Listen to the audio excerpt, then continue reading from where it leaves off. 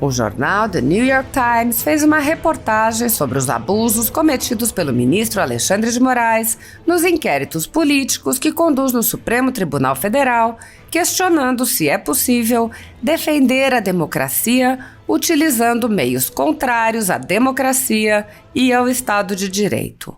A matéria, assinada por Jack Nicas e André Spigariol, aborda a operação da Polícia Federal contra empresários, onde os empreendedores tiveram suas casas invadidas, bens apreendidos, contas bloqueadas, sigilos quebrados e redes sociais bloqueadas por conversas no aplicativo WhatsApp.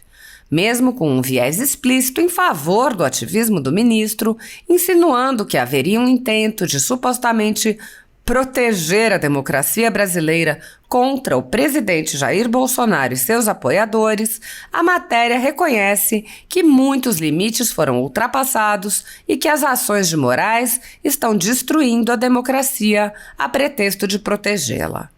A matéria assinala: agentes federais invadiram as casas de 8 empresários. As autoridades congelaram suas contas bancárias, quebraram seus sigilos bancários, telefônicos e digitais e disseram às redes sociais para suspender algumas de suas contas. A ordem partiu de um juiz do Supremo, Alexandre de Moraes. A única evidência que citou foram as mensagens do grupo WhatsApp que vazaram para um jornalista. Nessas mensagens, apenas 2 dos 8 empresários sugeriram que apoiariam um golpe. O artigo nota que houve uma drástica expansão dos poderes da Suprema Corte e aponta o propósito dessa usurpação de poderes, que é combater as posições de Bolsonaro e de seus apoiadores, atribuindo-lhes a pecha de antidemocráticos, sem lembrar que o presidente foi eleito legitimamente pela maioria da população. Neste contexto, os autores alertam: no processo, de acordo com especialistas em direito e governo, o tribunal tomou seu próprio rumo repressivo. Os autores fazem um breve levantamento dos abusos cometidos por Moraes em seus inquéritos políticos, ora afirmando que 5 pessoas foram presas, ora afirmando que foram 7, possivelmente porque, assim como todos os brasileiros, não tiveram acesso aos autos e não sabem quantas pessoas já foram submetidas ao arbítrio de Moraes. Eles enfatizam que houve a prisão de um parlamentar no exercício do mandato e do presidente de um partido, mas dão pouca importância às prisões de jornalistas independentes. Alertam ainda que várias pessoas foram presas sem julgamento. Vale notar que muitos foram presos sem serem sequer indiciados. A matéria nota ainda que houve uma tomada de poder pela corte. Os autores apontam: a tomada de poder pela mais alta corte do país, dizem especialistas jurídicos, minou uma importante instituição democrática no maior país da América Latina, enquanto os eleitores se preparam para escolher um presidente em 2 de outubro. A matéria nota ainda que líderes políticos de esquerda e a velha imprensa apoiaram amplamente as ações de Moraes como medidas necessárias para combater a ameaça singular representada por Bolsonaro, em contraste com juristas que, segundo a matéria, dizem que as demonstrações de força de Moraes, sob a bandeira de salvar a democracia, estão ameaçando empurrar o país para uma queda antidemocrática. A matéria cita Luciano D'Arros, que afirma: é a história de todas as coisas ruins que acontecem na política. No começo você tinha um problema, agora você tem 2. E também Diego Werneck, que aponta: historicamente, quando o tribunal deu a si mesmo um novo poder, não disse depois que estava errado. Os poderes que são criados permanecem. Dessa maneira, a geração de precedentes tende a agravar a desarmonia entre os poderes, o desrespeito aos direitos fundamentais e a insegurança jurídica. A matéria faz um histórico dos inquéritos, apontando que o primeiro inquérito foi criado de ofício por Toffoli, ministro do STF indicado por Lula, quando era presidente da Corte, atribuindo ao tribunal poderes que ele não tinha através de uma portaria. A matéria aponta a justificativa. Na época, o tribunal enfrentava ataques online de alguns apoiadores de Bolsonaro. Normalmente, os policiais ou promotores teriam que abrir uma investigação sobre tal atividade, mas não o fizeram. Assim, Toffoli, o presidente do tribunal, emitiu uma ordem concedendo à própria Suprema Corte a autoridade para abrir uma investigação. O tribunal investigaria notícias falsas que atacassem a honra do tribunal e de seus juízes. A matéria coloca as posições de 2 ex-ministros do Supremo, mas tem o cuidado de atribuir o rótulo de bolsonarista ao ex-ministro Marco Aurélio Mello, ao relatar que Mello apontou a ilegalidade do inquérito. Ao citar o ex-ministro Antônio César Peluso, que concordou que o tribunal excedesse seus poderes, não há qualquer menção à sua orientação política. Peluso foi nomeado por Lula em 2003.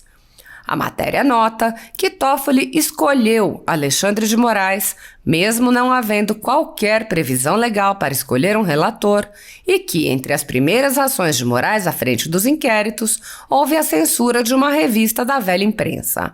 O texto admite que o próprio Alexandre de Moraes, após atribuir o rótulo de notícia falsa a uma publicação da revista, teve de voltar atrás. Em sua primeira ação, Moraes ordenou que uma revista brasileira, Cruzoé, removesse um artigo online que mostrava ligações entre Toffoli e uma investigação de corrupção. Moraes chamou isso de notícia falsa. André Marcília, advogado que representou Cruzoé, disse que a decisão foi surpreendente. A Suprema Corte muitas vezes protegeu as organizações de notícias de decisões de tribunais inferiores que ordenavam tais remoções. Agora era o motor da censura, disse ele. Não tínhamos a quem recorrer. Mais tarde, Moraes suspendeu a ordem depois que documentos legais provaram que o artigo estava correto. Após essa primeira fase, em que além de censurar a revista, o ministro também quebrou sigilos de parlamentares, ordenou invasões em residências e gabinetes, apreendeu bens de dezenas de pessoas e prendeu cidadãos sem indiciamento, iniciou-se uma nova fase em que o ministro expandiu ainda mais o seu campo de ação. O artigo do New York Times relata que as ações do ministro ao expandir o objeto dos inquéritos sem base legal eram reações políticas ao presidente da República. Com o tempo, Moraes abriu novas investigações e reformulou seu trabalho em torno da proteção da democracia brasileira. O jornal prontamente acrescenta uma suposta justificativa, admitindo tratar-se de um inquérito político. Bolsonaro estava aumentando os ataques aos juízes, à mídia e ao sistema do país. O texto mostra, ademais, alguns exemplos da atuação do ministro e da supressão da liberdade de expressão, ausentes quaisquer justificativas plausíveis e exigidas pela lei. Moraes ordenou que as principais redes sociais removessem dezenas de contas, apagando milhares de suas postagens, muitas vezes sem dar um motivo, de acordo com um funcionário da empresa de tecnologia que falou sob condição de anonimato para evitar provocar o juiz. Quando a empresa de tecnologia desse funcionário revisou as postagens e contas que Moraes ordenou que ela removesse, a empresa descobriu que grande parte do conteúdo não violava suas regras, disse o funcionário. Dessa maneira, cumpre ressaltar, o ministro também violou a vedação da Constituição Federal à censura prévia. O artigo também minimiza as invasões com apreensão de todos os equipamentos em veículos de imprensa independentes, sem paralelo em nenhuma democracia e nem mesmo em muitas ditaduras, afirmando sem qualquer evidência que houve divulgação de notícias falsas. Em muitos casos, Moraes foi atrás de influenciadores de direita que espalhavam informações enganosas ou falsas. Os autores tentam minimizar os atos e seu nítido direcionamento político, afirmando: mas ele também foi atrás de pessoas da esquerda. quando a conta oficial de um partido comunista brasileiro tuitou que Moraes era um skinhead e que a Suprema Corte deveria ser dissolvida, Moraes ordenou que empresas de tecnologia banissem todas as contas do partido, incluindo um canal no YouTube com mais de 110 mil assinantes. As empresas cumpriram. O texto prossegue. O senhor Moraes foi ainda mais longe. Em 7 casos, ele ordenou a prisão de ativistas de extrema-direita sob a acusação de ameaçar a democracia ao defender um golpe ou convocar pessoas para comícios antidemocráticos. Pelo menos 2 ainda estão presos ou em prisão domiciliar. Alguns casos foram iniciados pela Procuradoria-Geral da República, enquanto outros o próprio senhor Moraes iniciou.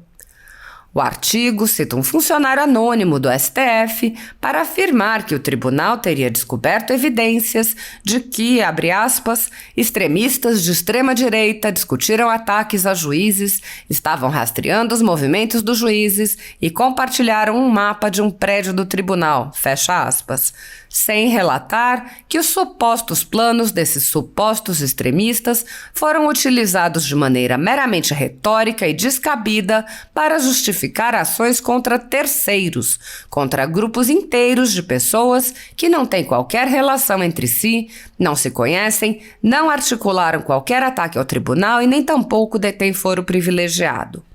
Após citar alguns dos atos do ministro Alexandre de Moraes e a prisão de um deputado federal no exercício do mandato por palavras em um vídeo, o artigo explicita: Moraes se tornou indiscutivelmente o controle mais eficaz do poder de Bolsonaro. E constata, isso o tornou um herói da esquerda e inimigo público número 1 da direita. O artigo aponta ainda: no mês passado, Moraes assumiu ainda mais poder, assumindo também a presidência do Tribunal Eleitoral que fiscalizará a votação. O momento foi uma coincidência. Os autores lembram que Moraes quis dar recados a Bolsonaro em seu discurso de posse, criando estranhas inovações jurídicas como liberdade de expressão não é liberdade para destruir a democracia, para destruir instituições. O jornal admite que a repercussão dos atos de Moraes aumentou quando atingiu um grupo de bilionários e parece ignorar que os delegados do caso são designados pelo próprio Alexandre de Moraes. O artigo diz: a tensão entre os homens cresceu com o caso do WhatsApp envolvendo os empresários. Bolsonaro criticou a ordem de Moraes, que, em parte, aprovou um pedido da polícia para revistar as casas dos homens. Em um momento inusitado, a grande imprensa brasileira concordou com o presidente. Trocar mensagens, meras opiniões sem ação, mesmo que seja contra a democracia, disse a rede de TV Band em editorial, não constitui crime. Sob críticas, o gabinete de Moraes produziu um documento legal adicional que, segundo ele, fornece mais evidências da ameaça potencial que os homens representavam. O documento repetia conexões já públicas que alguns dos homens tinham com agentes de direita. O artigo termina reconhecendo que nos inquéritos de Moraes não há respeito ao Ministério Público, nem chance de defesa, nem devido processo legal. Os autores dizem: Lindor Araújo, vice-procuradora-geral do Brasil e promotora de carreira, recorreu da ordem de Moraes contra os empresários, dizendo que o juiz abusou de seu poder ao atacá-los por simplesmente dar opiniões em um bate-papo privado.